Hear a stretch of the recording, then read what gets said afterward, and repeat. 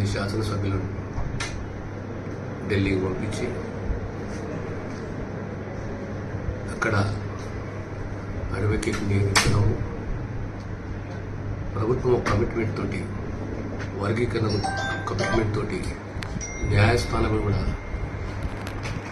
రాష్ట్ర ప్రభుత్వం తన వాదన వినిపించాము. ఈరోజు ఈ తీర్పుని హృదయపూర్వకంగా స్వాగతిస్తున్నాము. ఈ తీర్పు అనేది సమన్యాయం, సమధర్మము,